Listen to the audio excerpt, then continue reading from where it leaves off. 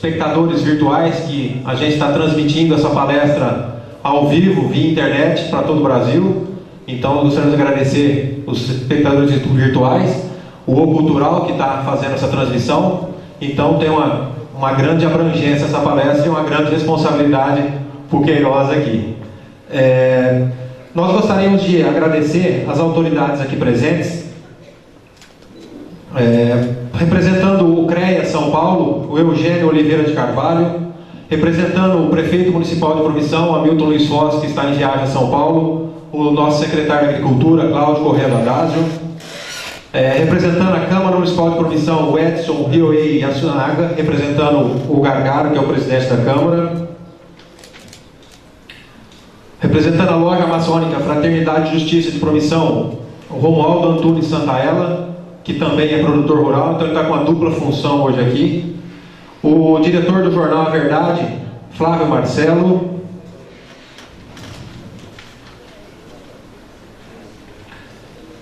A Renuca do Brasil, representada pelo engenheiro José Luiz Simeonato. A Associação Cultural Esportiva Nipo Brasileira de Promissão, representada pelo senhor Takenô Bocage. A ONG Olho d'Água, na pessoa da dona Terezinha de Jesus. Prefeitura Municipal de Getulina, Alex de Souza Siqueira. A Senag de Lins, Emerson Fernandes Cálvaro. E eu também já vou por minha conta. O Emerson, além da Senag, ele está como coordenador do curso de agronomia do Salesiano, também representando o Salesiano, e também representando a Prefeitura Municipal de Lins, da qual ele é secretário do Meio Ambiente e Desenvolvimento Sustentável. Se eu não esqueci mais nada, né, Emerson? Prefeitura José Bonifácio, a Mauri José Pacete, que é da Secretaria de Meio Ambiente, está representando o Prefeito Municipal. Flávio Marcos Fernandes Escudeiro, representando a Prefeitura Municipal de Sabino.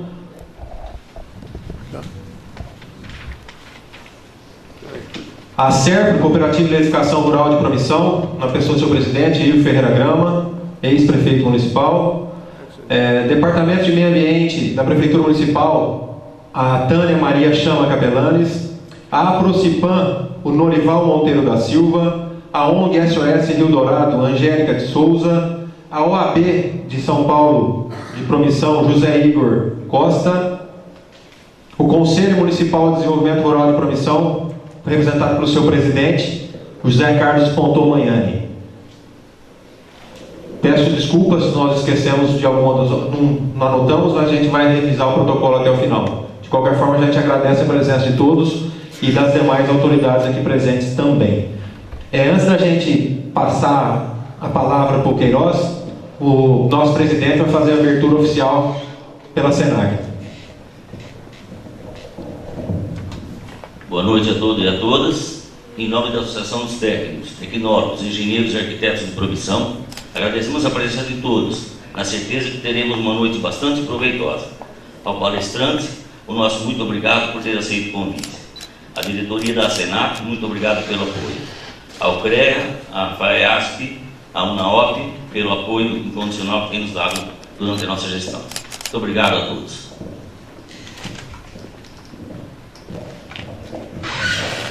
Bom, antes da gente iniciar, nós dando sequência também à programação da Senap, de palestras e eventos que a Senap vai promover ainda este ano, no segundo semestre agora, no mês de setembro, nós vamos ter um curso sobre arborização urbana que vai ser realizado na Semana da Árvore.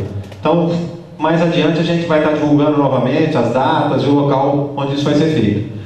Também gostaria de agradecer a presença do Edson Luiz Pereira, coordenador de testes da regional aqui de Promissão. Bom, a palestra de hoje, para tratar do Código Florestal, ela está com o tema a evolução da legislação florestal do Código Florestal de 34 à Lei 12.651 de 2012. Então, para contar com essa palestra, nós estamos aqui com o Dr. Antônio Luiz Lima de Queiroz, que é agrônomo e advogado, e nós vamos ler um breve currículo dele aqui antes de passar a palavra. Ele é formado em Engenharia Agronômica pela Exalc, Escola Superior de Agricultura Luiz de Queiroz de Piracicaba, em 84. Depois formou-se em Direito pela Faculdade de Direito Largo do São Francisco, da Universidade de São Paulo, em 2009. Atualmente ele ocupa o cargo de assessor da Diretoria de Controle e Licenciamento Ambiental. Foi diretor do Departamento de Fiscalização e Monitoramento de 2008 a 2009, diretor do Departamento Estadual de Proteção e Recursos Naturais em 2008, assessor técnico da Diretoria Geral do Departamento Estadual de Proteção e Recursos Ambientais, DPRN, de 2001 a 2008. Então, vocês percebem que nós estamos em muito boas mãos. Além de todo o currículo dele, ele faz parte da CETES, da instituição que hoje é responsável pelo licenciamento ambiental. Então, nós vamos tirar todas as nossas dúvidas. E também, acabei de ver mais uma pessoa, o Nelson, diretor do Serviço Autônomo de Água e Esgoto de Promissão, também presente aqui mais uma das autoridades. Queiroz, fica à vontade. Boa noite a todos. Agradeço muito as palavras elogiosas, mas não tenho a menor pretensão de resolver todas as suas dúvidas hoje, né? Esse assunto é um assunto muito complicado. Licenciamento ambiental é algo que a gente trabalha e há até uma brincadeira na CETESB, né, de que quem trabalha com licenciamento não vai morrer de Alzheimer nunca. Pode morrer de susto, mas de Alzheimer não. Porque toda hora muda, cada momento vem uma regra nova, cada momento tem uma interpretação nova, né?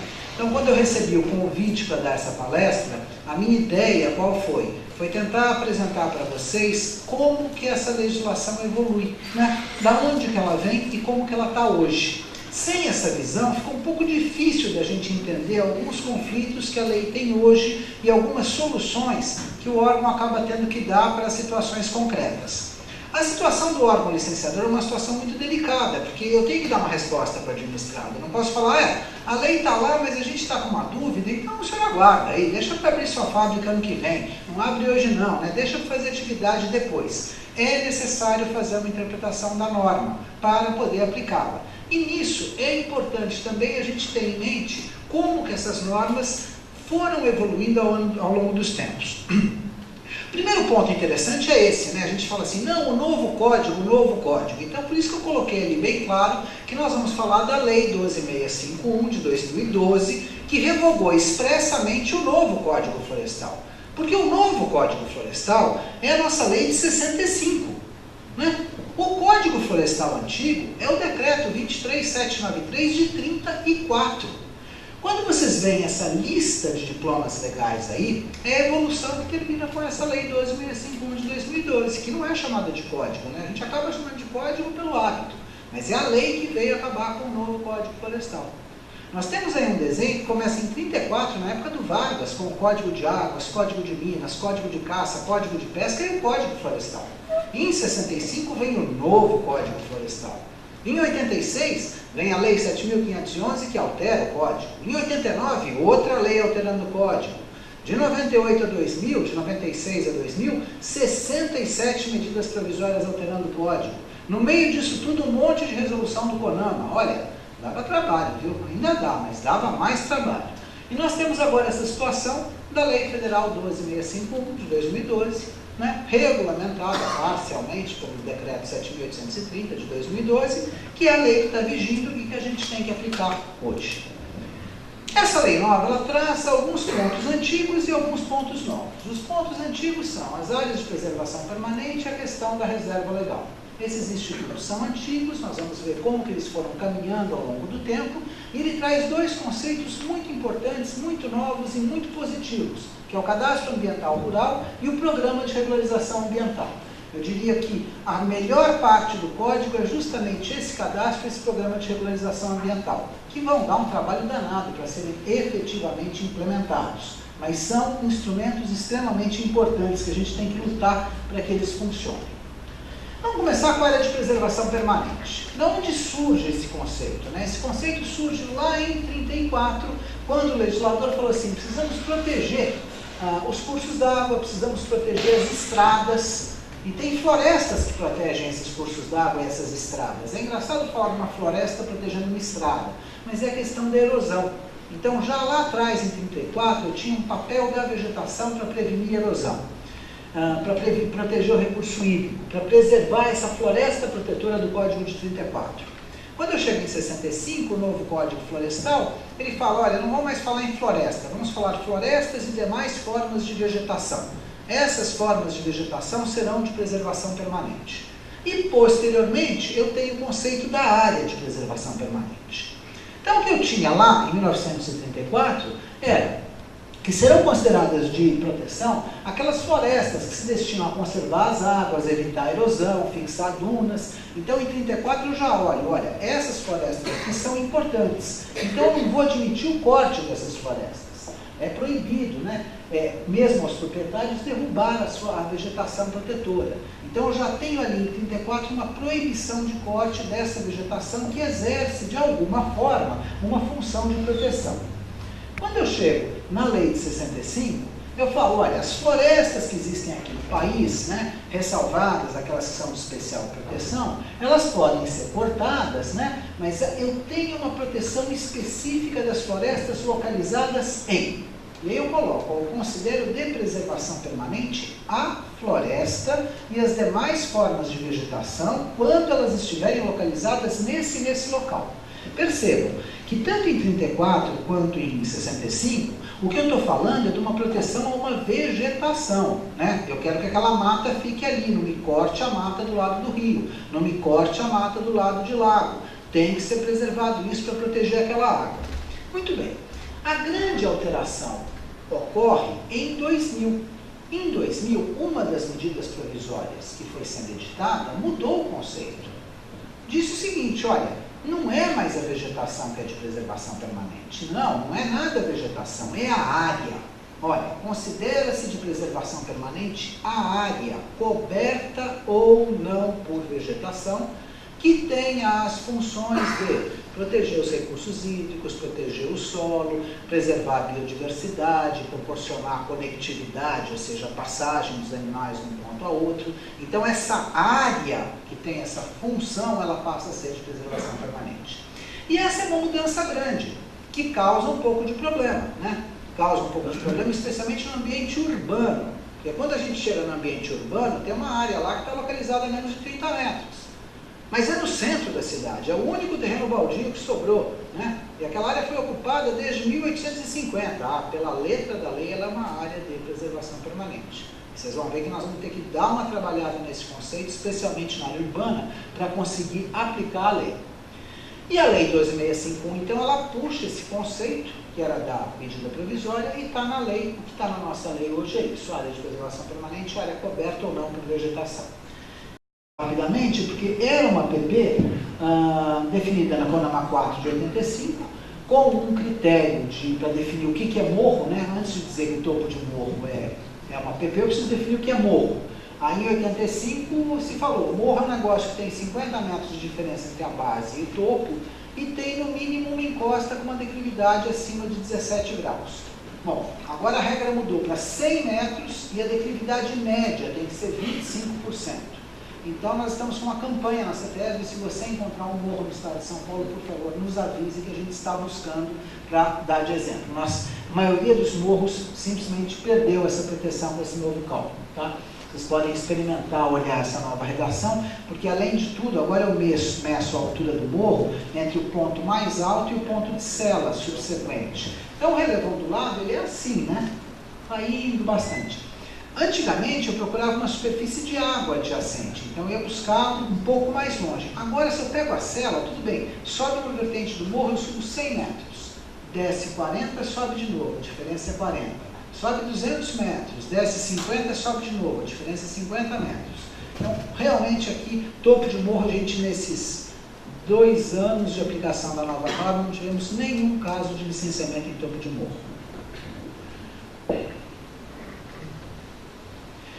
Depois, como APPs, a gente tem as encostas com declividade acima de 45%, as restingas como fixadoras de mangues, os manguezais, as bordas de tabuleiro, e aqui a borda de tabuleiro a gente aplica, na verdade, para o relevo de cuestas que a gente tem.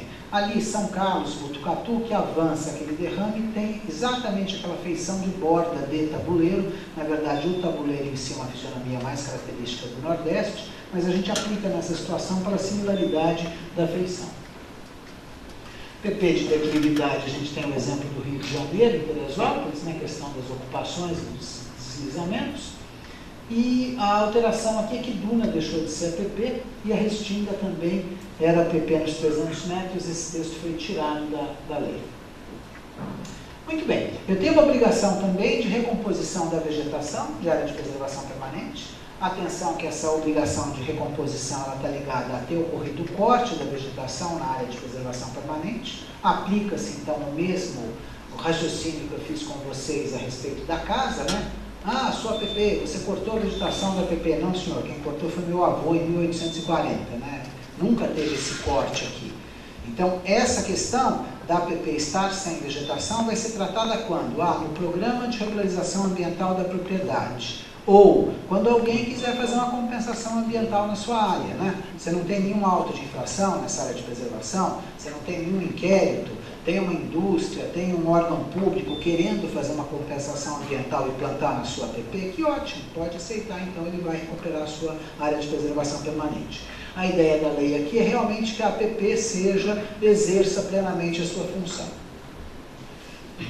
Importante também notar que o fato de uma área ser APP não quer dizer que ela não pode ser usada. Pode ser usada. Pode ser usada em casos muito bem definidos. Quando a gente fala em casos muito bem definidos, a gente fala na utilidade pública, interesse social e baixo impacto. E aí, cuidado, esses termos eles são abrangentes, mas eu não estou querendo abrangência nenhuma. É utilidade pública, interesse social e baixo impacto na forma definida expressamente nessa lei daqui. Não é nenhum outro caso, não é um decreto da Prefeitura declarando de utilidade pública, não é um decreto do governo federal declarando a instituição de interesse social, e não é análise de um bom técnico falando que a obra é de baixo impacto. Não, você só pode fazer na APP aquilo que esta lei considera de utilidade pública, interesse social e baixo impacto. A utilidade pública, grosso modo, é a obra de infraestrutura, de saneamento, saúde, comunicação, energia, viário. Então, o que pode passar pela APP? Estrada, tubulação, duto, linha de transmissão, essas grandes obras de infraestrutura. Destacando que não é só aquilo que o governo faz, mas aquilo que é feito por concessão do governo. Aí também tem uma pegadinha, né? Aquilo que liga você à rede pública também tem que ser considerado de caráter público, porque senão a rede pública perde o sentido, né? Então eu falo, o gasoduto pode passar pela APP, mas quando você tem que fazer um cano para puxar o gás do gasoduto para a sua casa, então é efetivação daquela rede pública até a sua residência. Então tem que poder interferir em APP, sim. Isso vale para o esgoto, para a energia elétrica, isso vale para o viário. Defesa civil, a melhoria da função ambiental da APP. A questão da melhoria da função ambiental é outra coisa importante para vocês. Obras que visem a prevenir processo erosivo, visem a garantir a segurança daquele curso d'água, visem a garantir a segurança até da vegetação que está próxima da APP, vão ser sempre autorizadas. Então, essa construção de gabião, esse tipo de interferência na APP para preservar a própria APP, vai ser considerado de utilidade pública e pode ser autorizado.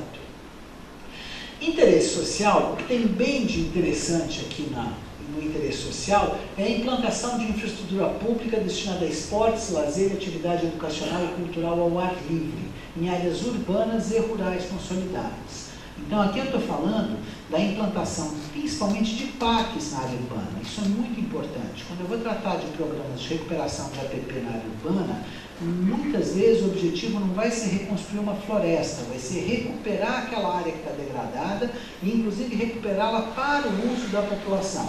E aí, então, nós estamos falando da implantação de um half-pipe de skate, uma pista de bicicleta, um quiosque qualquer para dar um apoio. Isso é permitido com base nesse dispositivo do interesse social. Outro ponto importante é a regularização fundiária de assentamento urbano de baixa renda, que é aquela situação em que eu tenho um bairro, numa área de APP, numa invasão, eu não posso nem levar a infraestrutura para melhorar a condição do bairro, nem regularizar aquela ocupação comprando a terra, porque aquele uso habitacional não é permitido na APP. Então, essa regularização da ocupação em APP é outra possibilidade de autorização para a utilização da APP.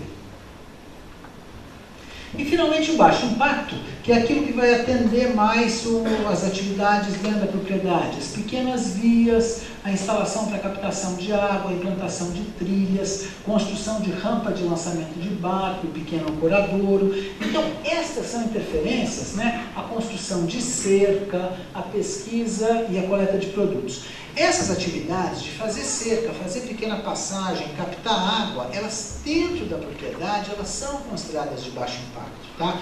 Ou seja, o baixo impacto é pela natureza da propriedade, não por algum estudo que vocês tenham que fazer para demonstrar que é baixo impacto.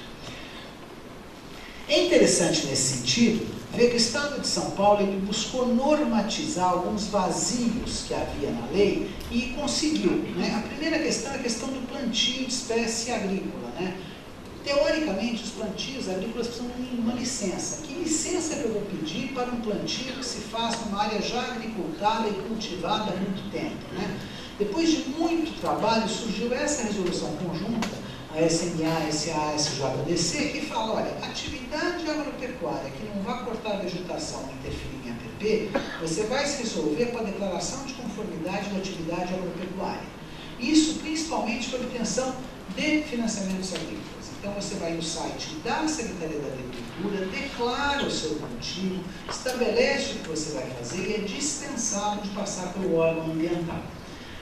A outra resolução, a outra questão interessante aqui, é que a implantação, nessa mesma resolução, a implantação ou regularização de impostos e da estrutura para captação ou lançamento de água, se não cortar a vegetação, não precisa passar pela CETESB. Atenção! Antigamente, você vai colocar um cano para puxar água, tem que ter autorização para intervenção em APP. Você está indo na APP colocando o cano, vai no CETESB, abre o processo, paga a taxa, monta todo o processo, vai para análise. Não. Você não vai cortar a vegetação, o seu caminho é só o daí. Você faça o procedimento de obtenção da outorga do uso da água e você não precisa autorização para essa intervenção para captação de água. Tá? Essa é uma coisa importante e foi, no fundo, uma conquista, porque o objetivo é tentar trazer mais para a legalidade o próprio uso da água, facilitando a obtenção da outorga. Antes a pessoa entrava na outorga, aí daí falava, agora vai lá no DPRM, vai lá na CETESB e pede autorização. O cara ia, quando ele descobria a quantidade de documentos e todo o processo que ele tinha que fazer, ele desistia. Então, assim, eu perdi a regularização da água por conta de um impacto que praticamente não existia. Esse mecanismo realmente ele funcionou muito bem, tem funcionado muito bem, pelo menos na minha opinião, depois vocês podem palpitar. Outra coisa importante foi a Resolução 74 de 2011, que é uma resolução que fala, não dou papel para essas atividades. Porque o órgão ambiental começou a ser bombardeado, quero uma licença o empreendedor chegava e falava, eu preciso de uma licença ambiental para comprar um trator. A gente falava, como é que é? O banco quer uma licença ambiental para comprar um trator. Não tem licença ambiental para comprar. Não, inclusive meu vizinho ele tem que ter uma licença ambiental para comprar adubo. O meu outro tem que ter uma licença ambiental para reformar um galpão. Essa resolução SMA 74, ele estabelece os casos de inexigibilidade de licenciamento ambiental. É um documento formal do secretário do Meio Ambiente. A CETESB, como órgão licenciador, é obrigada a seguir as resoluções do secretário. E aqui claramente estão atividades que não necessitam do licenciamento. Também para tentar facilitar a vida. Vai reformar uma ponte, vai reformar um caminho, não vai aumentar a área de interferência em APP, vai reformar um galpão, não precisa passar pelo órgão licenciador. Então, muito importante vocês darem uma olhada nessa lista, tá?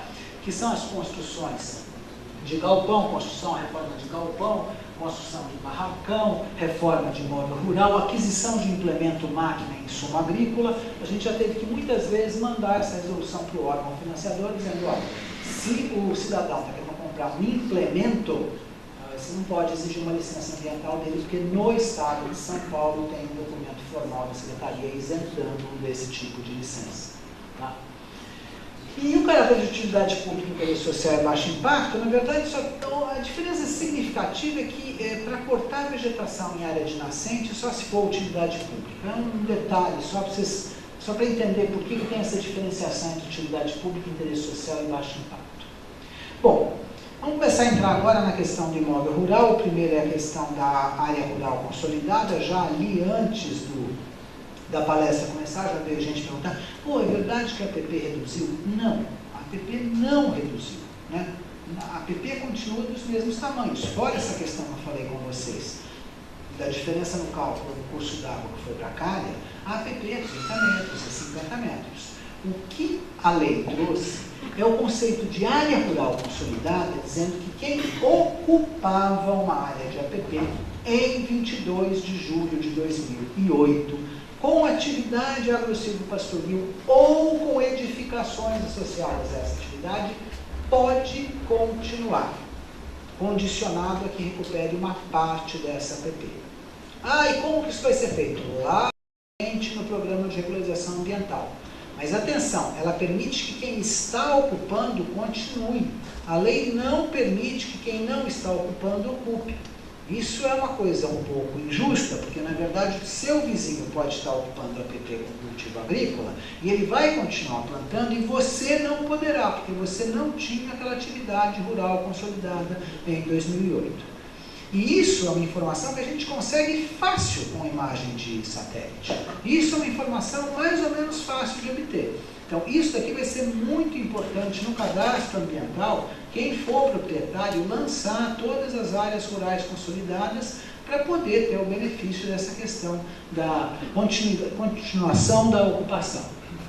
Então, é isso. Nas áreas de preservação permanente é autorizada exclusivamente a continuidade das atividades agro-silvopastoris, de ecoturismo e de turismo rural em áreas rurais consolidadas até 22 de julho de 2008. Pode continuar o que está. Aí, de novo, deu uma discussão. Não, então se planta milho, tu vai continuar plantando milho até morrer. Se planta, não pode mudar. Você tem que explicar, não é bem assim que funciona. Você planta cana e você faz rotação de cultura, você altera as culturas, você pode até alterar uma cultura por outra, porque esse ano financeiramente não compensa essa cultura, compensa a outra. Então ficou acertado no entendimento da casa, do sistema ambiental, que você pode continuar aquela atividade agro-silvopastoril, mudando o tipo de cultura, eventualmente, sem problema. Mas você não pode tirar o seu cultivo e fazer um hotel rural. Não pode, estaria mudando entre ecoturismo e turismo rural para a silvicultura, para a agricultura. Dentro da atividade agro-silvopastoril, você pode fazer o que você quiser. Era pasto, eu vou plantar milho, era milho, eu vou plantar árvore, era árvore, eu vou plantar cana, isso é permitido. Mas aquela área tem que ser demonstrada que estava sendo ocupada com essa atividade em 22 de julho de 2008. Declividade entre 25 e 45 tem uso restrito, isso continua da lei anterior. Bom, a reserva legal.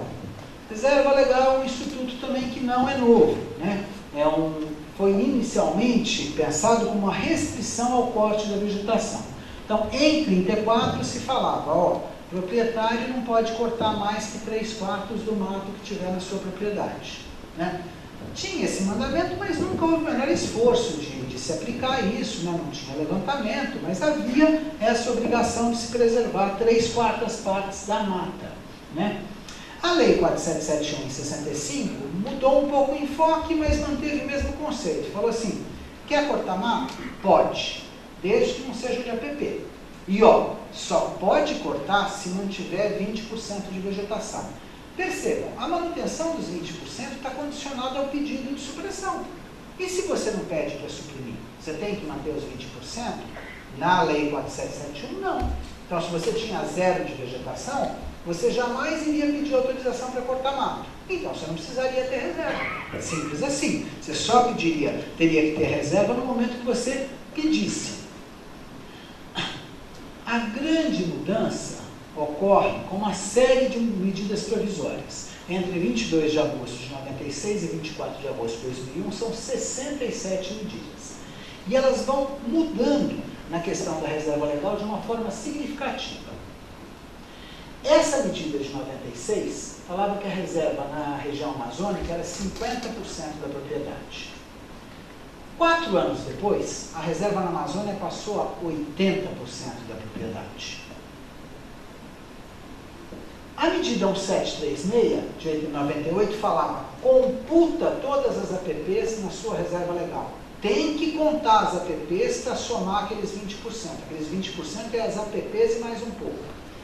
2 anos depois, tira todas as APPs da reserva legal. A reserva legal tem que ser separada das APPs. Até hoje tem gente que fala, aqui, a verbação errada feita pelo DPRM, averbou a APP. Falei, qual ano? Que ano que ele fez isso? Está perfeitamente correto. Estava atendendo a legislação que vigia a época. nesse intervalo entre 98 e 2000. Muito bem.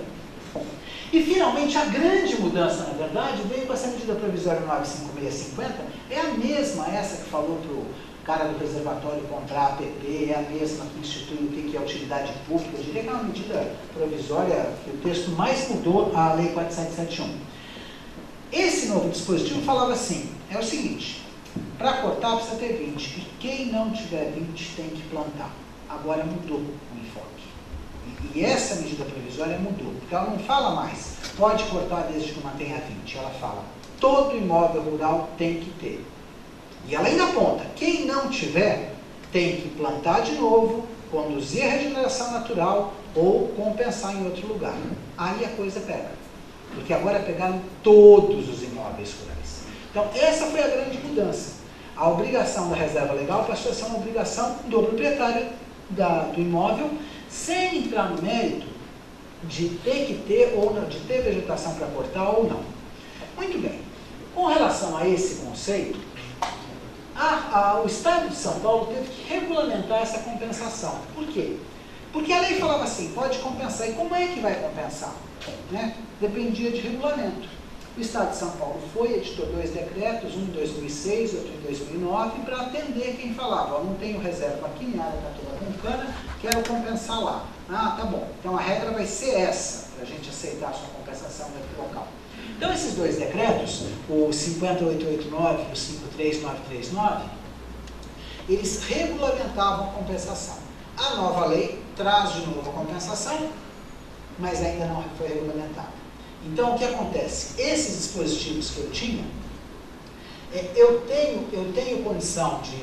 Você pode pedir a compensação para mim hoje, mas eu não tenho condição de analisar a compensação do imóvel rural até que haja uma regulamentação. Todo imóvel, então, que for buscar uma regularização pela compensação, vai ter que apresentar uma proposta e aguardar um pouco. Bom, além disso, a Lei 12.651 trouxe uma questão muito clara, que a reserva ela tem a função de assegurar o uso econômico dos recursos naturais. Isso é muito bacana. A reserva legal, ela não é como a APP. A APP é uma área para você não mexer. A reserva é uma área para ser explorada. E aí eu estou falando de exploração madeireira a longo prazo, estou falando plantio de madeira para ser colhida daqui a 20 anos. Ah, mas como é que eu vou colher madeira sem danificar a mata? Não sei. Problema técnico. Plante 2 linhas no meio de 8 de espécies nativas, monte um esquema para fazer uma exploração econômica. Então a nova lei trouxe muito claro esse mecanismo. A reserva legal é para ser explorada, é para ser manejada, né? Para ter um retorno financeiro. E essa é a redação que a gente tem hoje, que todo imóvel rural deve manter a cobertura vegetal, desses limites, mantém o dispositivo, a possibilidade de utilização econômica e as alternativas para a constituição da reserva, a conservação, a recomposição, a condução da regeneração natural, a destinação de área excedente em imóvel da mesma titularidade, isso já está dando para fazer, quem tem 2 imóveis próximos, a gente em alguns casos tem aceito, a servidão ambiental, que seria como o aluguel da floresta plantada em excesso, eu tenho que fazer reserva na minha propriedade, mas eu quero esperar uns 10 anos para exaurir meu pomar de citros, então nesses 10 anos eu alugo a reserva dele, ele tem excedente, instituo uma servidão e recebo alguma remuneração por isso, né? Tem muita discussão sobre essa questão da servidão, porque precisaria ser regulamentado de uma maneira mais clara, mas seria um dos mecanismos. E nos processos de recuperação da reserva legal, aí a gente fugiu um pouco só do plantar muda, né? Então, apenas para lembrar disso, né? Tem outras maneiras de se reconstituir a área de reserva do que simplesmente plantar as mudas.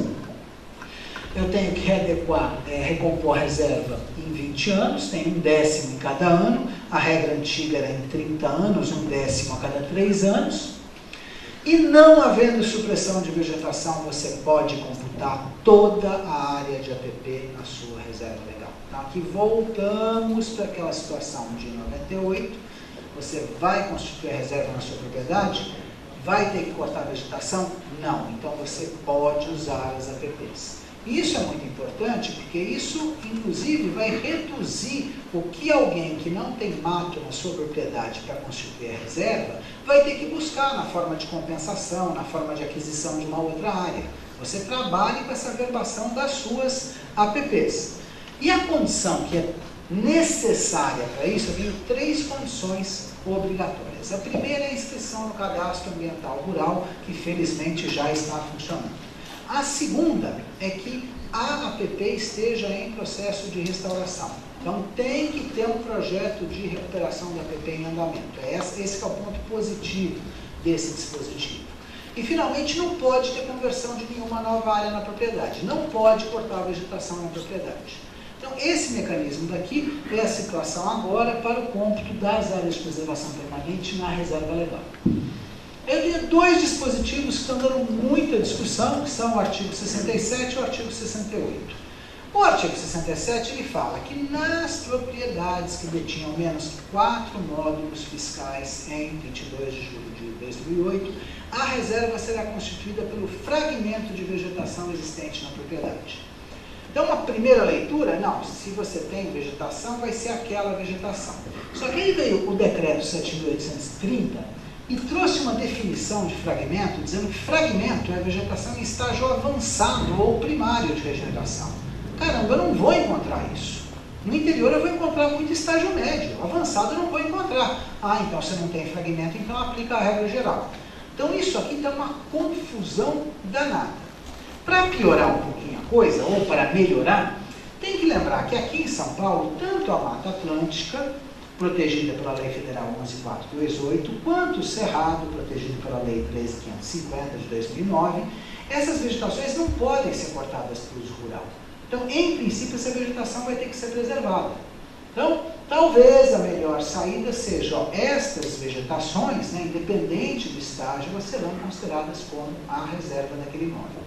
Isso está ainda em discussão, e aí criaria uma situação extremamente difícil para o órgão licenciador, né? Como é que eu faço essa situação agora, na renovação de uma licença, como é que eu faço isso no licenciamento? Felizmente, a gente tem o Cadastro Ambiental Rural. Então, na hora que eu estou com o Cadastro Ambiental Rural instituído, e eu terei uma regulamentação do Programa de Regularização Ambiental, eu posso lançar essa situação no cadastro e aguardar a regulamentação para esse tipo de situação aqui. Então, nesse momento, o cadastro passa a ser uma ferramenta muito útil de apoio para o licenciamento. O outro mecanismo é o mecanismo previsto no artigo 68, que diz que aquele que constituiu a reserva legal de acordo com a legislação vigente à época, ele não precisa atender essa lei. E aí, na nossa visão, também há uma enorme discussão, esse artigo simplesmente não se aplica no estado de São Paulo, porque aqui a reserva sempre foi 20%. Ela nunca deixou de ser 20%. A partir de 1989, contra a lei 7.803, criou o conceito, a área cujo corte não é permitido dentro da propriedade chama-se reserva legal, ela foi estabelecida em 20%. Na Amazônia, ela era 50% e virou 80%. E aí sim a coisa fica complicada. Eu tenho um colega que trabalha no Pará e contou o caso de gente que recebeu parcela do INCRA com uma condicionante. Desmate 50% da sua área em 2 anos, senão eu tomo a parcela de você. Aí o cara entrou, mulher grávida numa da serra, ele do outro, criança, cachorro, todo mundo derrubando a árvore. Aí 2 anos depois vem agora e fala, então, agora planta 30% de novo, porque agora é 80%. Então, essa situação na Amazônia, ela está muito clara, né, que se aplica lá. Essa questão aqui também é foco de um monte de discussão, apenas aponto para vocês, tá? Mas é foco de alguma discussão também. E, finalmente, nós chegamos nos 2 pontos mais interessantes, ao meu ver, da nova lei, que é o Cadastro Ambiental Rural e o Programa de Regularização Ambiental. O cadastro é obrigatório para todos. Eu esqueci de alterar, o cadastro não está em fase de implantação, o cadastro finalmente foi implantado, certo? Mas o cadastro ele é obrigatório para todo imóvel rural vai ter que fazer o trabalho, o cadastro. Esse cadastramento preferencialmente é feito no órgão estadual, então a Secretaria do Meio Ambiente já tem esse cadastro, tá? Ele é um cadastro autodeclaratório, então o proprietário vai declarar o que ele tem, depois o sistema vai verificar se está correto ou se não está correto.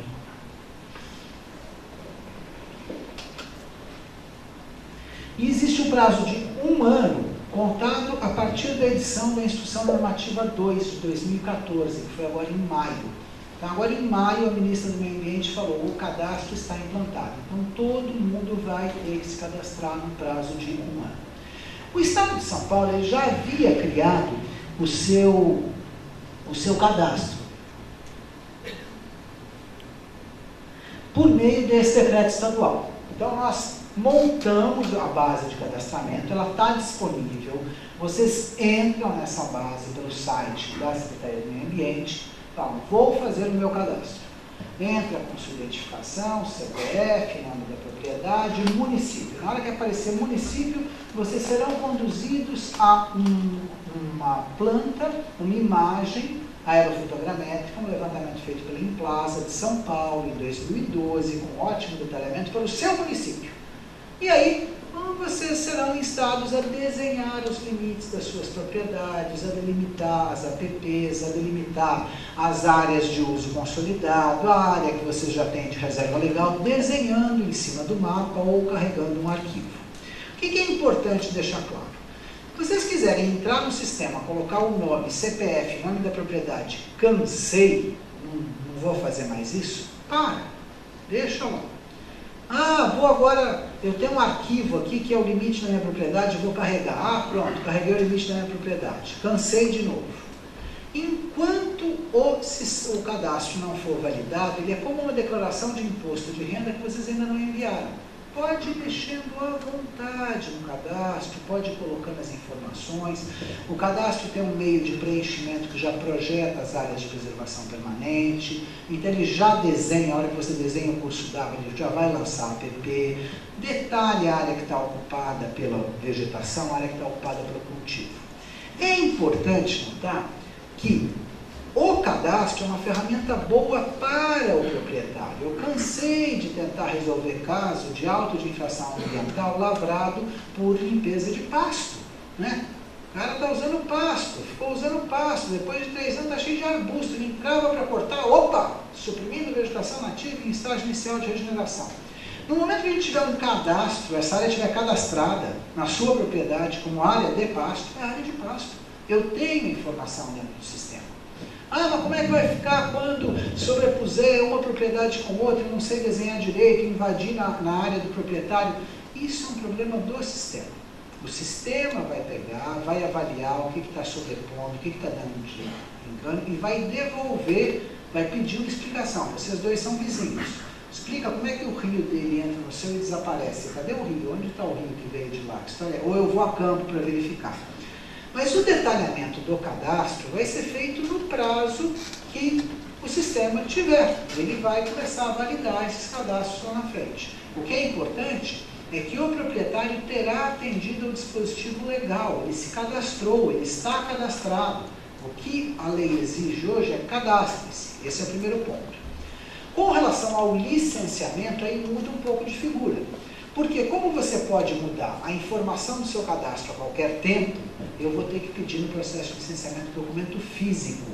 Eu vou querer olhar o documento físico. Eu vou querer eventualmente que você assine um compromisso de preservar aquela área ou de plantar naquela outra área. Essa exigência de documento ela vai continuar a ser feita até que eu tenha o módulo de validação do cadastro. No momento que a gente já tiver o módulo de validação, aí eu, como CETESB, vou pedir, coloca no seu cadastro tudo aquilo que a gente combinou aqui no seu licenciamento. Você coloca, eu valido o seu cadastro e aí eu travo. Aí você não pode mais mexer. Então nós estamos numa fase que é a implantação disso. E eu recomendo que vocês entrem e abram os seus cadastros. São 360 mil propriedades no estado de São Paulo. São 350 dias para cadastrar. São 1000 por dia. Alguém aqui já teve problema com informática, de cair alguma coisa? Já passaram por algum problema? Bom, é errado, mas às vezes acontece. Então a recomendação é, por favor, avancem um pouco nessa questão, porque essa questão é autodeclaratória e ela não será fechada antes do prazo necessário previsto pela lei, que é 1 ano a partir da edição da medida provisória. E para encerrar, o programa de regularização ambiental, o que é? A partir do cadastro, eu vou analisar tudo que tem de errado na sua propriedade. Nossa, aí você vai me multar. Não. A lei diz que eu não posso multar por nenhum delito ocorrido antes de 2008. Vocês podem estar com milho plantado na área de reserva legal averbada. Eu não posso multar. Mais ainda, se tem alguma multa em execução, eu não posso executar. Por quê? A intenção é trazer todo mundo para a legalidade. Então, eu vou verificar tudo que tem de incorreto, que tem que ser resolvido na propriedade. O sistema vai definir um termo de compromisso para a correção disso, e o proprietário vai assinar esse termo. E aí ele vai corrigir os problemas que tem na propriedade dele. Ao final desse prazo previsto para ele corrigir os problemas que ele tinha na propriedade dele, o valor das multas que ele ainda devia vai ser convertido em serviço prestado à comunidade, que é exatamente o que ele acabou de fazer. Vejam então o alcance que tem tanto esse cadastro quanto esse programa de regularização ambiental. É a nossa oportunidade de conhecer nossa situação fundiária, conhecer a questão ambiental a fundo da nossa área agrícola e, além disso, trazer para a legalidade todos os agricultores, com um claro ganho ambiental e um claro ganho administrativo. Todos, certamente, já ouviram falar de multas de valores astronômicos por questões ambientais. A recuperação dessas multas é muito difícil, essas multas são objeto de ações demoradas, questionamentos na justiça. É um dinheiro que existe, mas não existe tanto assim. E eu troco de bom grado o dinheiro por recuperação ambiental. Então, esse cadastro e esse programa de regularização ambiental previsto aqui no artigo 59 da Lei 2651, ele vai ser o grande mecanismo de melhoria ambiental aqui no nosso país. Então, aquilo que eu falei para vocês está no parágrafo 4º. No período entre a publicação dessa lei e a implantação do PRA, bem como após a adesão do interessado, e enquanto estiver sendo cumprido o termo, o proprietário não poderá ser autuado por infrações cometidas antes de 22 de julho. Então, estou com um caso desses, agora, no processo de licenciamento, a agência perguntou, estou renovando a licença, mas a gente descobriu que tem uma ocupação irregular na área de reserva legal. Falei, escuta, você já pediu a inscrição dele no carro? Já, então só isso. Não, mas eu não vou autuar. Não, você não vai autuar. Justamente, você não vai autuar porque isso vai ser resolvido no âmbito do PRA. O que você vai pedir no processo de licenciamento é uma correção antes do tempo, mas você não vai autuá-lo por conta disso. E isso justamente é para dar segurança jurídica e segurança psicológica para o proprietário não falar, não vou me cadastrar, porque eu me cadastro, depois eles usam a informação que eu der contra mim. Isso não vai acontecer, é taxativo, tanto no parágrafo 4º, quanto no parágrafo 5º do artigo 59, e o 5º fala aquilo, os valores devidos ainda não cobrados, se cumprido todo aquele termo de compromisso assinado no âmbito do programa de regularização ambiental, eles deixam de ser devidos e passam a constituir prestação de serviço à sociedade. Tá bom? Os últimos diplomas legais que a gente tem são essa instrução normativa de 5 de maio de 2014, que marca o início do prazo de 1 ano para todo mundo se cadastrar no lugar, e esse decreto que regulamenta, em parte, o PRA. Nós temos ainda um trabalho grande de regulamentação do PRA estadual. Vai ter que ser definido, isso não está pronto, então os senhores aguardem. A questão do cadastro ambiental rural, o cadastro já está operacional aqui em São Paulo, vocês podem entrar tanto pela página do Meio Ambiente, smaambiente.sp.gov.br, quanto se vocês forem entrar lá no site do Ministério do Meio Ambiente e clicar em São Paulo, vocês vão ser direcionados para o mesmo local. Tá? Recomendo que vocês abram, vão tomando um primeiro conhecimento com a ferramenta, e aqueles que têm condição e já têm arquivos, inclusive, para fazer upload, é possível fazer upload dos arquivos em vez de desenhar. Aqueles que têm documentos, não tem a matrícula ainda, porque isso é um formal de partilha, não interessa, o sistema permite carregar cópia de documento também. Então, eu recomendo que vocês deem uma olhadinha lá no sistema de cadastramento, que realmente é uma ferramenta muito interessante. O assunto é pouco extenso e bem simples, como vocês viram. Então eu agora vou parar um pouquinho e abrir um espaço para perguntas, tá? Quem quiser fazer uma pergunta, fique à vontade.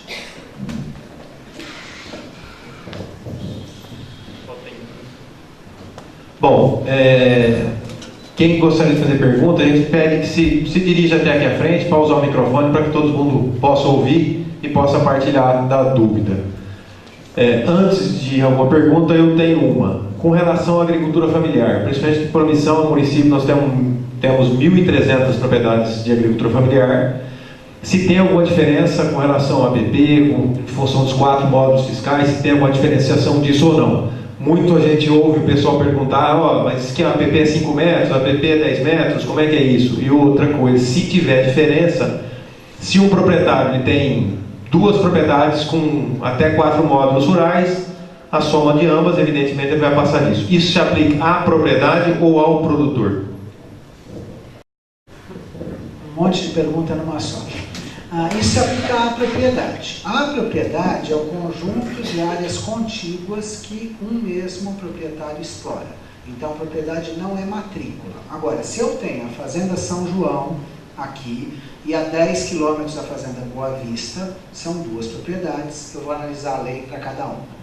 As faixas de recuperação estão no Decreto 7.830 de 2012 e variam conforme o tamanho da propriedade. Tá? Então, eu vou aplicar nessa propriedade e vou aplicar naquela propriedade. O que muda um pouco na agricultura familiar não é essa questão do dimensionamento. Na lei anterior, eu falava que pequeno possuidor ou proprietário rural familiar era aquele que tinha uma propriedade de até 30 hectares e explorava com a família, admitido o auxílio de... Agora, eu mudei para um conceito que, além do agricultor familiar, equiparam-se ao agricultor familiar todos os proprietários que têm propriedades com até 4 módulos fiscais. Então, não é necessário você ser um pequeno possuidor. Você pode ser um profissional civil que tem uma propriedade, tem menos de 4 módulos e você tem atividade agro-silvopastoril naquela área. Essa é a condição, você tem que desenvolver atividade econômica. Se você cai nessa situação, então você vai gozar dos mesmos limites que um pequeno agricultor ou possuidor familiar. O que vai dar diferença é que a lei prevê o apoio do Estado, o apoio técnico do Estado para o pequeno agricultor. E esse apoio técnico, com certeza, vai ser priorizado para quem não tem condição. Então, eu diria que a questão é assim, é muito mais a área da propriedade, para ver qual faixa você cai, e aí busque as faixas no Decreto 7.830, e a questão do apoio aí, com certeza o Estado vai priorizar quem realmente não tem condição de fazer o cadastramento.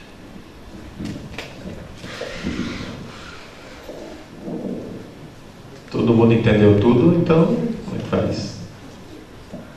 Área de APP, fazenda de gado, era gado. Anterior a 2008, o gado ficava tudo solto, andava nas APPs.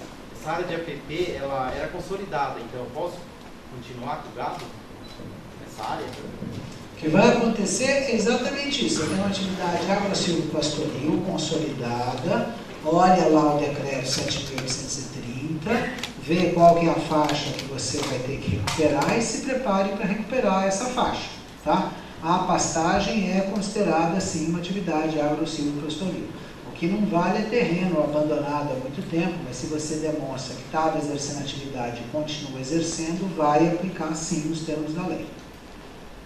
Agora, se você for buscar algum licenciamento, o que é muito provável é que eu peça para você a recuperação de imediato dessa faixa que você teria que recuperar, tá? Mas aplica sim para pastagem.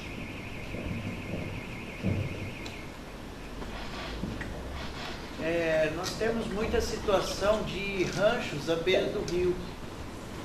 Uns são para lazer e outros para pescadores. E qual seria a situação?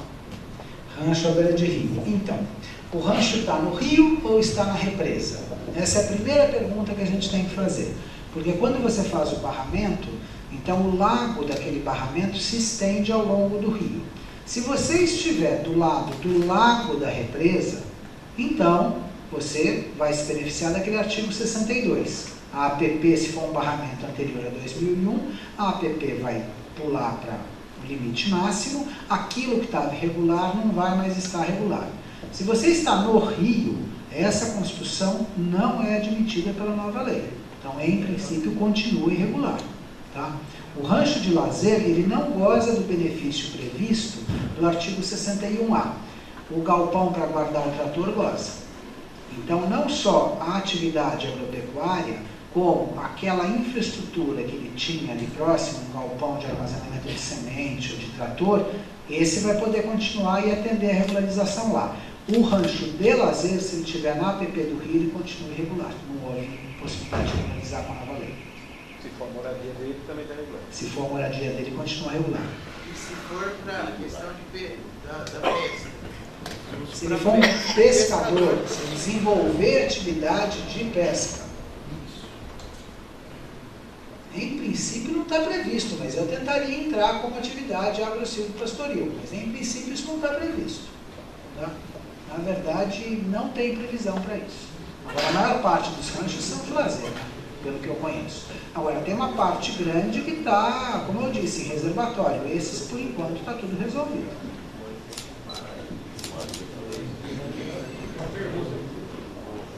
Complementando a pergunta do José Renato, com relação a uma propriedade que é objeto de georreferenciamento, incluindo 4 matrículas, por exemplo.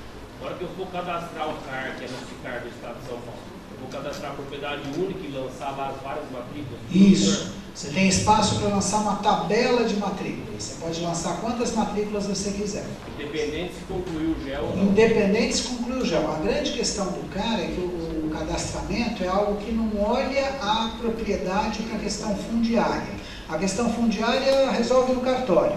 O CAR, na verdade, está muito mais interessado na localização da área e na avaliação dos atributos ambientais que tem lá. Então, pode ficar tranquilo, você lança Fazenda São Felipe e vai lançando as matrículas que você tem lá. Carrega, se você já tiver os arquivos com a delimitação, já carrega esses arquivos. Se depois você quiser fazer alguma correção, faz também, pode ir mexendo, não tem problema. Mas não se preocupe, não é necessária a aprovação do INCRA para você fazer o cadastro com aquela delimitação.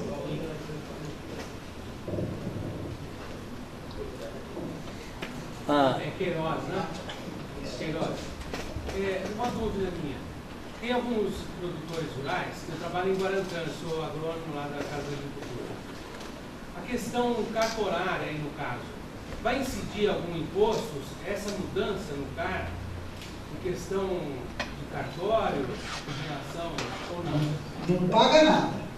A grande questão é essa. Com a inscrição da área de reserva no CAR, você não precisa mais averbar na matrícula. Então, aquele custo da averbação na matrícula, você não tem mais. Tá? O que você faz é delimitar a área da reserva, eventualmente no próprio cadastro ambiental, e aí, se for um processo de licenciamento, se a CETESB, se você estiver licenciando alguma coisa, você não é um pequeno agricultor nada, você é uma grande usina que está licenciando uma outra unidade industrial, aí eu vou exigir que você assine um termo de compromisso com aquela área que você demarcou. Se você é só um proprietário que está tentando regularizar, você desenha a sua área de reserva e aguarda a validação do seu cadastro ambiental rural. Não tem custo. Está tendo uma discussão que é se depois o Estado não deve fazer a averbação de todas as reservas em atendimento a uma lei de registros públicos. Isso é uma outra discussão, mas que não pega você agora. Tá bom?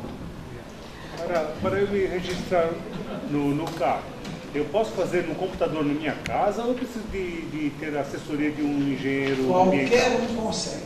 Porque você, na verdade, você desenha. Se a sua propriedade for um pouco pequena, se você tiver limites mais ou menos claros, porque você vai entrar numa foto aérea muito nítida, é uma foto aérea de qualidade muito boa. E aí você vai desenhando, tem uma ferramenta de desenho mesmo. Aí você fala, não, essa daqui é minha área de pasto, deixa eu marcar toda a minha área de pasto no app. Aqui é um capão de mato, deixa eu marcar. E para tudo tem uma legenda. Então, uma pessoa comum consegue fazer isso. E depois, com o imposto de renda, eu envio aquilo e recebo o protocolo. Você pode imprimir o resumo. Você primeiro vai ganhar um número, né? O seu número é esse. No final, você pode pedir para imprimir um resumo de todas as informações e um croquis daquilo que você desenhou. Sim. Aí você pode ir a campo e verificar, não, aqui eu desenhei errado. É bem, a ferramenta é bem bacana, viu? Certo. E a qualidade da imagem sobre a qual você desenha é muito boa. E é recente, né, de 2012, então... É melhor que o Google, por exemplo. Melhor que o Google. Melhor que o Google. É um levantamento que a Implaza fez aerofotogramétrico do estado inteiro, com a precisão, que eu não lembro agora qual é, mas eu afianço a você que é muito boa. Finalizando, eu mesmo posso enviar isso daí no final. Não, você já está no ambiente. Você entra no carro, começa a dar informação, tem um monte de abas. Aí você clica assim, aba, né? Área de preservação permanente, aponta as que tem, aí desenhar, aí você vai para o mapa, desenha. Já entendi. Você consegue, fica tranquilo. Tá ótimo. Bom, ele primeiro que está. A quantidade de app existente numa propriedade reflete na reserva legal? Não mais. Antigamente tinha essa questão de só poder computar a app na área de reserva quando você tinha acima de 50% a soma da app mais a reserva.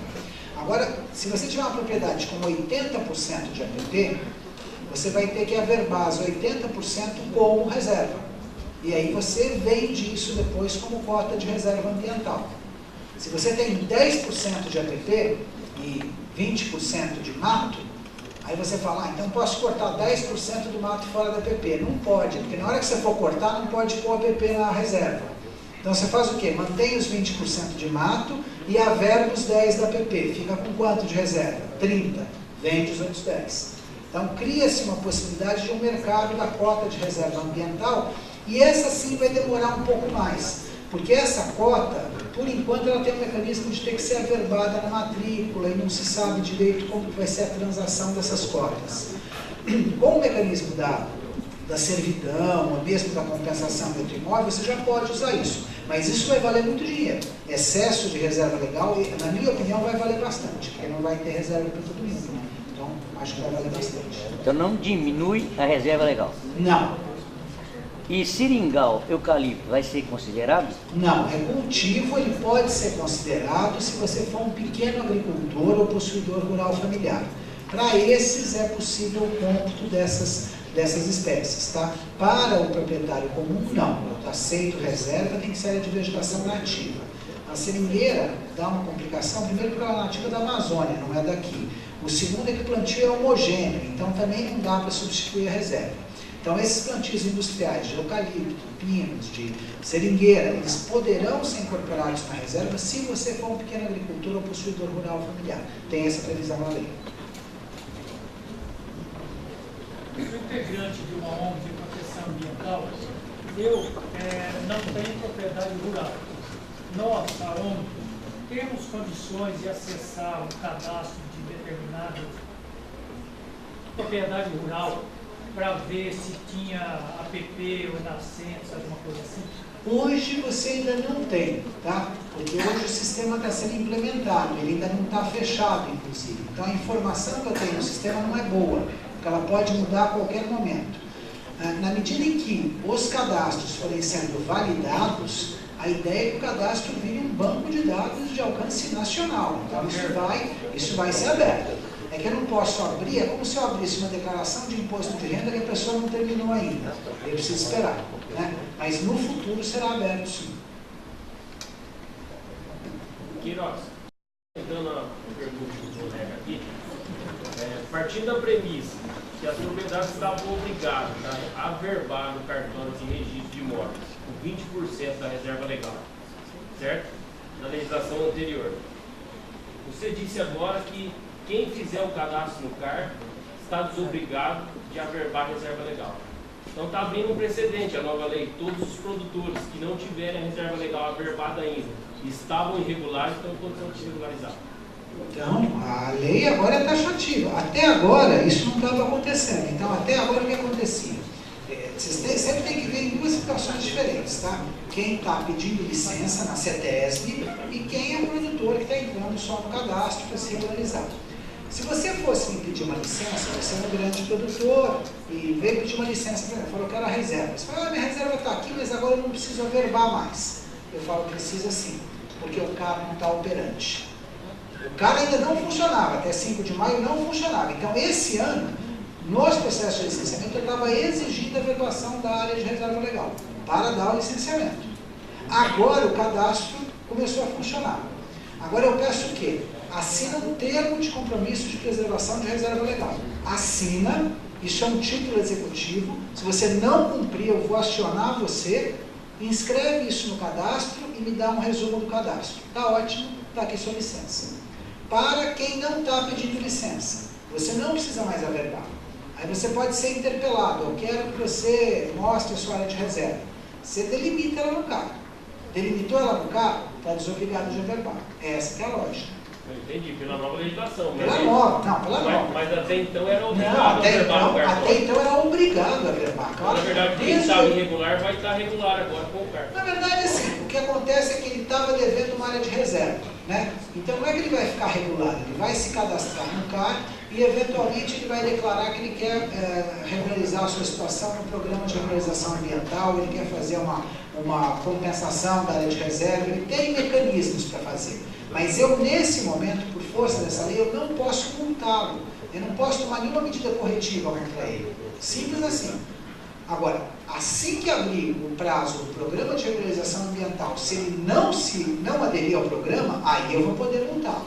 Por isso que eu digo, tem que fazer o cadastro e já pensar no que é necessário para regularizar lá na frente. É uma chance de fazer uma regularização sem o ônus da multa, sem o ônus da averbação, é interessante. Mas esse termo de compromisso da reserva legal, eu entro no site da CETESB ou é o próprio CAR? Não, você é um agricultor, não é? Sim. Você não está buscando uma licença, não é? Não. Você só quer regularizar a sua propriedade. Você só quer regularizar a sua propriedade. Então você entra lá e demarca a sua área de reserva. E o termo de compromisso? Não precisa. Você vai assinar lá na frente, dentro do programa de regularização ambiental. É que como eu sou órgão licenciador, quem vem pedir coisa para mim, eu vou dar uma autorização para fazer algo. Cortar mato, interferir em APP. Eu sou obrigado a ter garantia que aquilo que ele está me oferecendo hoje vale. Por isso que eu peço o termo para ele.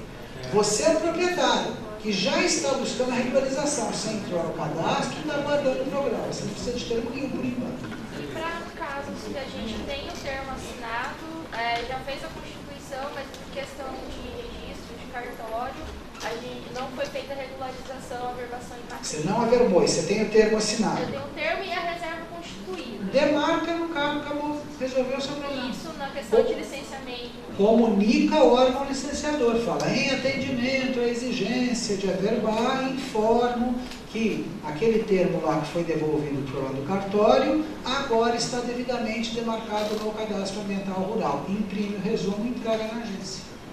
A lei é muito clara. Queiroz, em relação à compensação, como é que está? Então, pois é. Parado, Está parado. O pessoal da secretaria está trabalhando, porque antes, os 2 decretos, eles olhavam e falavam assim, você quer compensar? Quero. Que vegetação tem na sua área? Essa. Então tem que ser um igual. Ah, tem que ser na mesma bacia. Aí o decreto 53939 fez uma divisão em 2 bacias em São Paulo. Agora, o entendimento do jurídico da secretaria é que tem que ter uma análise até da tua propriedade, né? Eu tenho que, de alguma maneira, dizer, não, realmente, o seu caso eu posso aceitar a compensação. E isso é uma coisa que não existia. Então, o pessoal está criando isso. Pelo que eu sei, eles estão trabalhando numa minuta de resolução ou de decreto, é mais capaz que seja um decreto, mas ainda não saiu. Então, o conselho que a gente dá é, se você tiver um processo de licenciamento, você apresenta a proposta e, se for um empreendimento sujeito à renovação de licença, que isso conste na próxima renovação. Para a próxima, está aqui sua minha formalização, meu pedido de compensação, por favor, inclua como condicionante para a próxima renovação que eu demonstre que eu fiz a compensação desse jeito. Mas quando o processo ele já está caminhando, já está tudo dentro da CETESB, a área já foi pré-aprovada anteriormente, só não foi emitido o termo ainda? Não tem como fazer. Não. Vai ter que fazer desse jeito. Você comunica, fala, ó, uma vez que não tem a regulamentação da compensação que eu propus, por favor, me dê mais um prazo, me conceda a licença e me dê um prazo, porque a culpa nesse caso é do órgão, né? Não é a culpa. A falta de regulamentação é do órgão, então a gente tem que dar uma solução. Tá? E a questão do prazo? O prazo também vai demorar mais um pouco, porque você tem um ano para todo mundo se cadastrar. Então todo mundo termina de se cadastrar só em 5 de maio do ano que vem. Aí eu tenho um conjunto de informações que vão balizar as diretrizes do PRA. Então provavelmente a diretriz fina do PRA vai estar pronta no final do ano que vem. Tá? Mas quem está cadastrado está quente com a lei, não tem problema nenhum. Vale a pena lembrar que o município está dando assistência aos proprietários abaixo de 4 módulos. E no caso aqui, como tem bastante propriedade do INCRA, o INCRA também vai dar assessoria, né? Tem toda a razão, desculpa, eu não mencionei isso. Tanto tem várias prefeituras que estão no apoio, o INCRA também, tem uma rede de apoio aí sendo montada. É que, na verdade, esse não é bem o meu assunto, esse é o assunto mais do pessoal da secretaria, né? Então, eu não sei exatamente quais municípios estão no apoio, como que está, mas eu sei que tem bastante gente dando apoio ao pequeno produtor.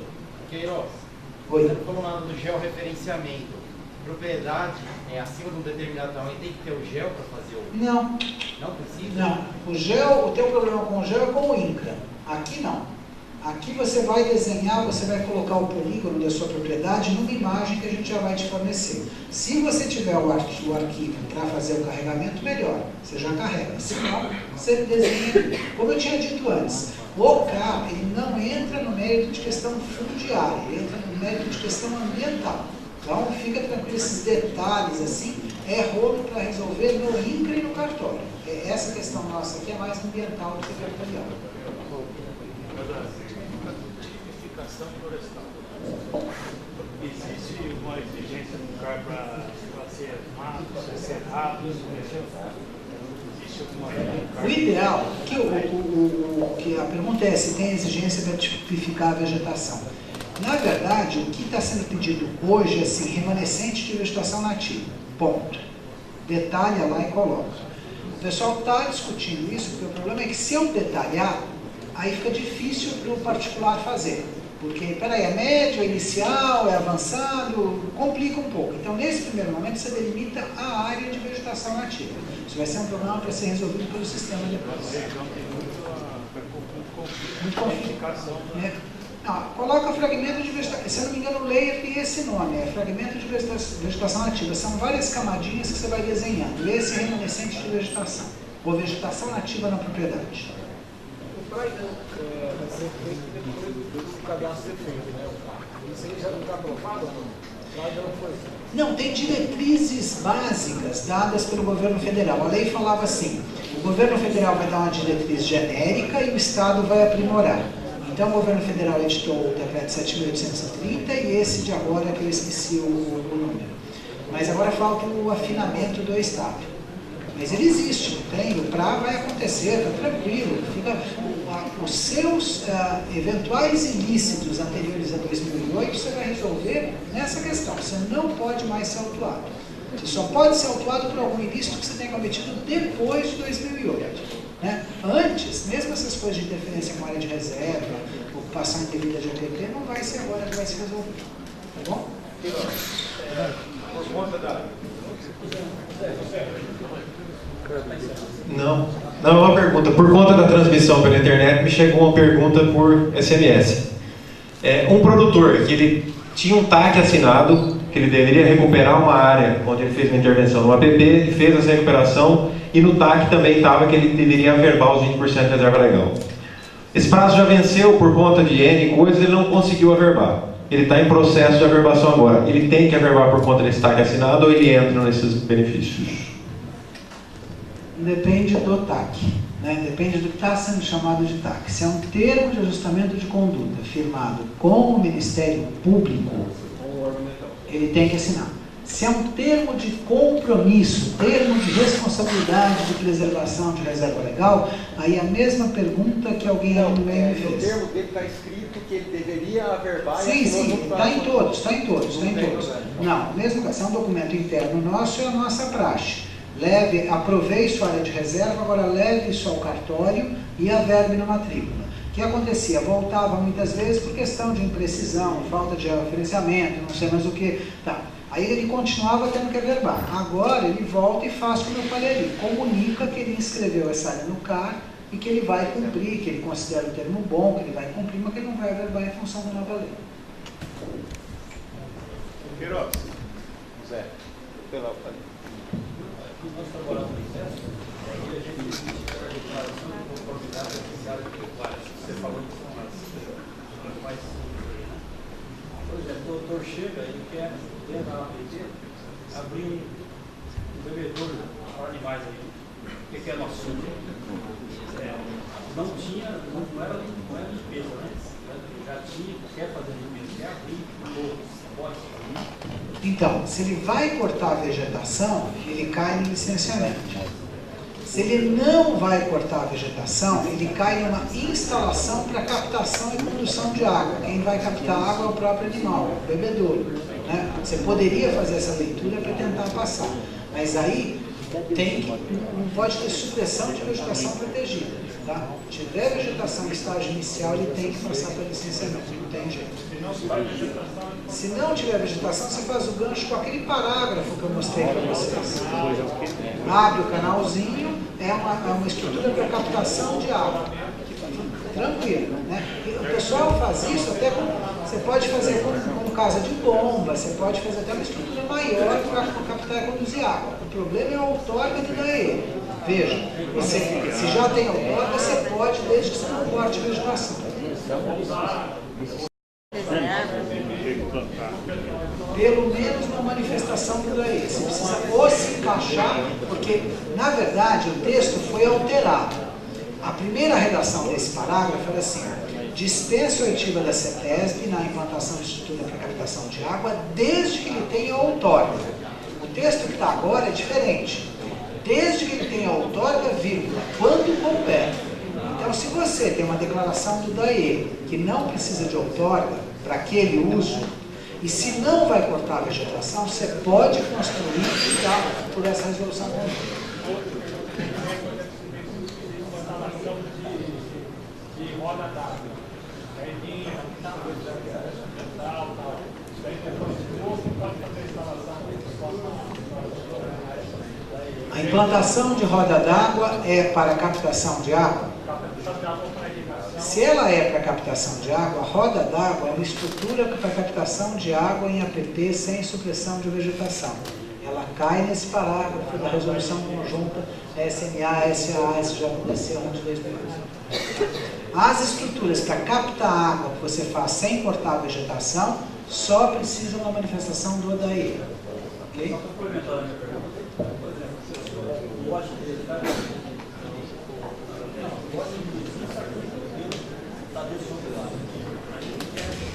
Captar essa água, vai ter que esclarecer muito na outorga, mas ele quer fazer um canal, rasgar uma reta e levar para o lado dele. Pode se fazer também, desde que tenha outorga. Tiver outorga do DAE, não tiver vegetação e não fizer lambança, pode. Tem que tomar cuidado com o que vai fazer, né? Porque às vezes faz um estrago tão grande que ele acaba sendo autuado. Se fizer uma coisa bem feita, é só a captação, é o que diz o texto da resolução conjunta.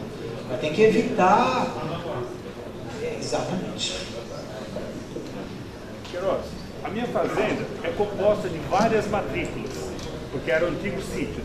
Eu vou ter que fazer para cada matrícula ou eu faço uma só englobando tudo? Você entra um K com o seu nome da propriedade, aí matrículas, aí aparece uma tabela, coloca todas que você quiser. Certo. Agora uma propriedade que está fora, outra propriedade que eu tenho, está longe, outro carro. Okay. Se ela não é contígua, é uma outra propriedade. Ok. Você não tem a matrícula. Não tem, é posse que você tem. Sim. Não faz mal. Nome da propriedade, sua identificação, documento. Certidão de posse mansa e pacífica, ação de usucapião, carta do meu avô, qualquer coisa que você tenha, você sobe com a cópia do documento. Certo, entendi. Gramínea nativa. Então, gramínea, olha só, quando eu falo vegetação, é vegetação passível de proteção, tá? O que é chamado de estágio pioneiro, ele não necessita de autorização para corte, então ele entra como não vegetação, mamona, capim, né? Agora, se tiver um carrascal mais robusto, não mexa, peça licença. Só se for muito claro que é muito esparso, que é muito incipiente mesmo. Isso daí é uma resolução para evitar problemas. Se começar a usar demais, ela pode usar indevidamente, ela acaba gerando um problema. Porque se for cortada a vegetação protegida, não vai ter como escapar da população. Isso.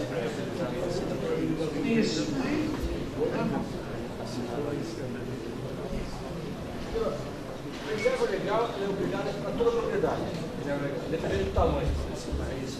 Isso. E aí pode ter computar a reserva legal para a licitação do imóvel. Para pôr PP na área de reserva são 3 condições. Primeiro, está cadastrado no CAR. Segundo, a área de APP está recuperada ou em processo de recuperação. Terceiro, não cortar nenhuma vegetação na propriedade. 3 condições. Pode cortar na reserva. Não pode ter corte de vegetação, que é o que eles chamam de conversão de novas áreas. A APP tem que estar em processo de recuperação e tem que estar inscrito no CAR. Só isso. Uma área X chega amanhã dividida por herdeiros. Vão criar X, Y matrículas. Como permanece? A original ou cada um é obrigado a se regulamentar? O imóvel... O imóvel todo. Ele passa uma divisão. Vamos dizer, 6. Essa unidade, cada um teria um sexto naquela situação anterior? Ou cada um é obrigado a fazer o seu? Vale o imóvel antes da divisão para cálculo da reserva. Primeira certo. Coisa.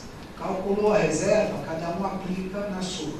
Se a reserva já estava no cadastro e depois... Estava no todo. É exatamente a mesma coisa que acontecia antes. Meu pai tinha uma fazenda. E eu resolvi, quando dividiu com os meus irmãos, eu fiquei com um pedaço que tinha reserva legal. Eu gosto de mato. Meus irmãos têm um monte de imóveis sem reserva nenhuma. Mas a reserva deles está no meu imóvel. Então o percentual é a sua reserva.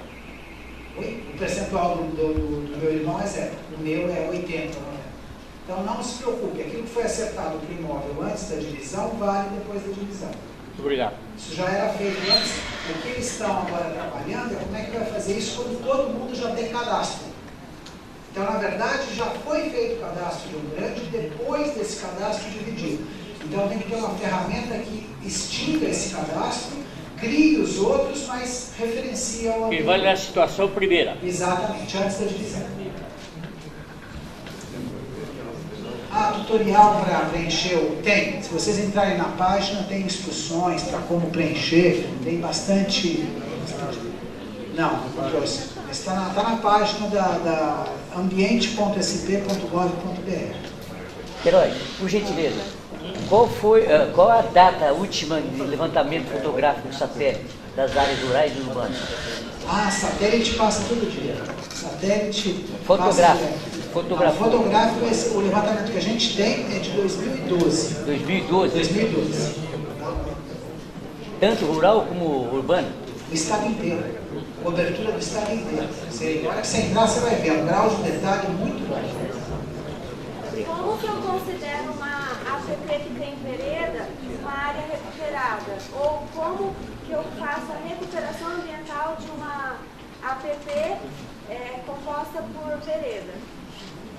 Normalmente, a ideia é recuperar a APP a partir do limite da área encharcada da vereda.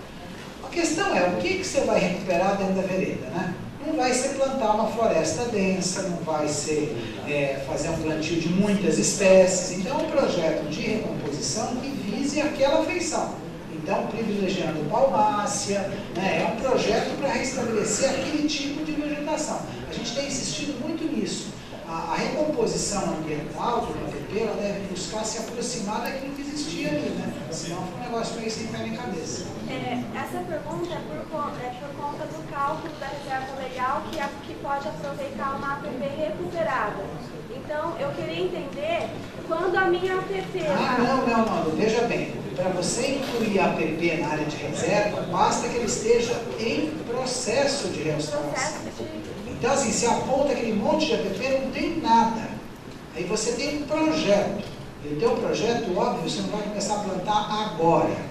Está previsto começar a preparar alguma ação em setembro.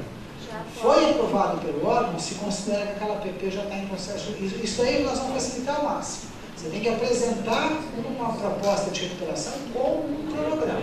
E aí, a partir do momento que você está atendendo o cronograma, você está recuperando essa APP. Os projetos de recuperação, quais serão as dimensões de espaço entre plantas? Projeto de recuperação, dimensão de espaço entre planta, caso a caso, pelo amor de Deus, sem receita.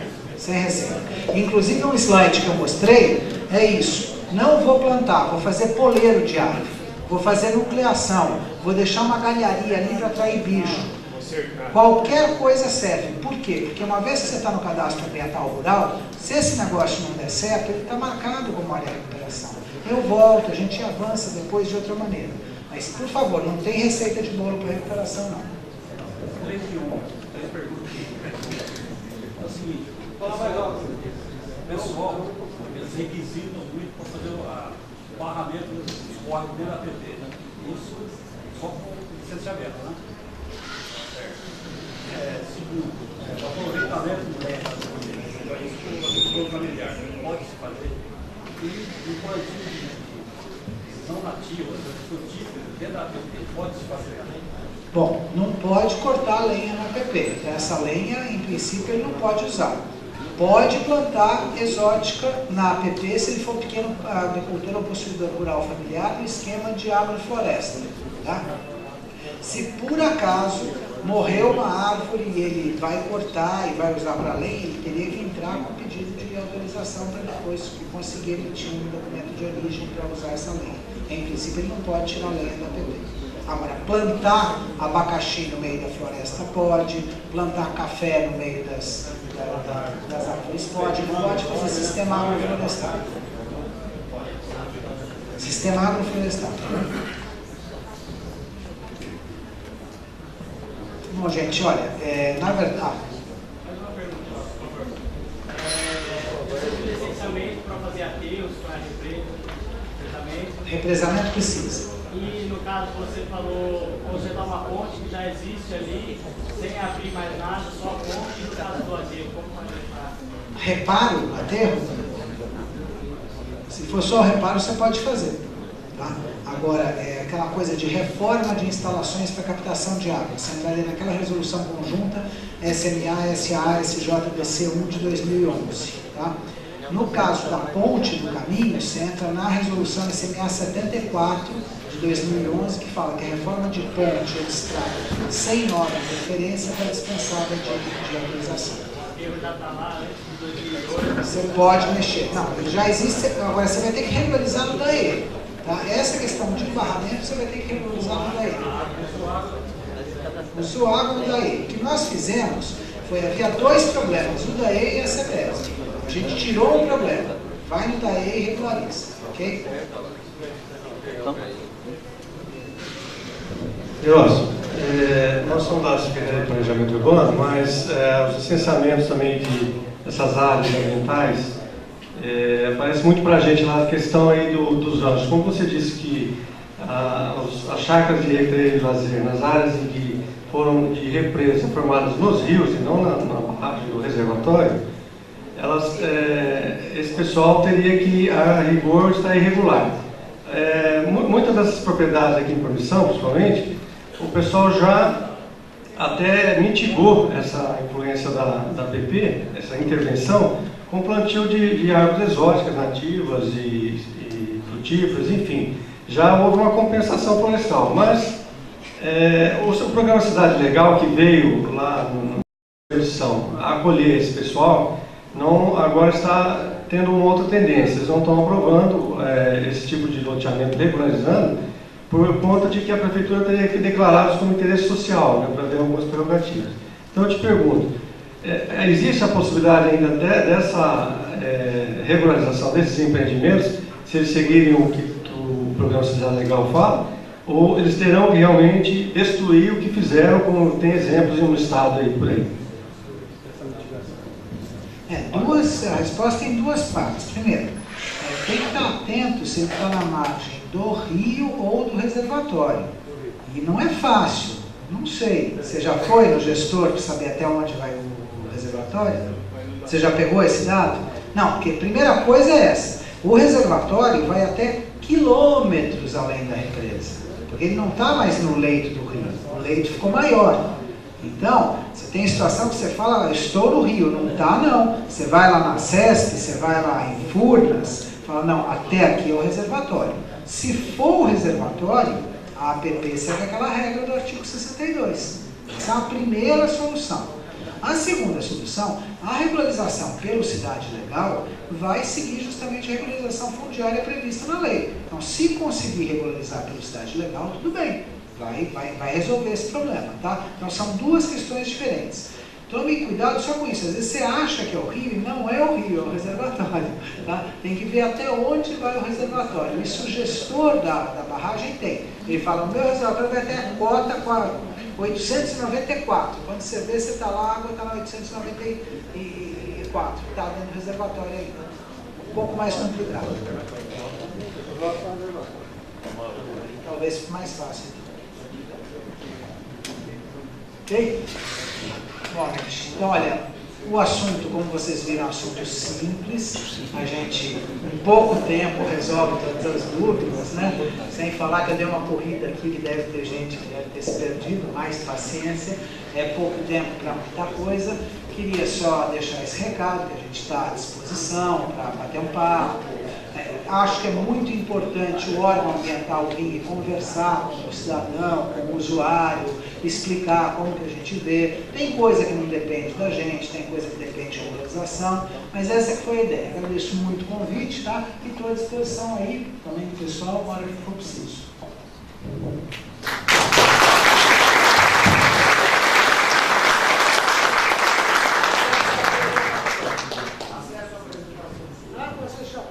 Ótimo. Esse computador aqui é daqui? Bom, a gente salva aqui e depois fica à disposição lá na Secretaria da Agricultura, na Casa da Agricultura, na Senap, e a gente disponibiliza quem tiver os contatos de e-mail, já que ele autorizou, sem problema nenhum. A gente gostaria de agradecer imensamente a predisposição, né, do Queiroz ter se deslocado de São Paulo até aqui para dar essa palestra. Eu confesso que quando a gente falou da palestra, né, nas reuniões da Senap, nós ficamos receiosos por conta da quantidade de leis e tudo mais.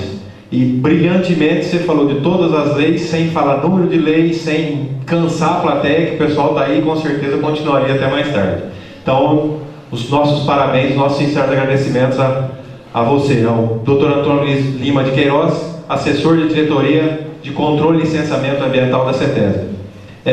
Antes a gente gostaria de fazer uma entrega de um brinde que a Senap quer te proporcionar, Gradela, faz favor, com os alimentos Noroeste aí, e é um brinde da Senap para você. E se for uma falha nossa, que nós vamos mandar depois um diploma, uma declaração que você teve aqui, dando a palestra e tudo mais. Bom, antes da gente encerrar, eu gostaria mais uma vez de agradecer a presença dos senhores, autoridades, produtores, técnicos. A gente ficou muito grato de ver a casa cheia. Foi uma grata surpresa e principalmente com a participação de todos que a gente estava vendo aqui.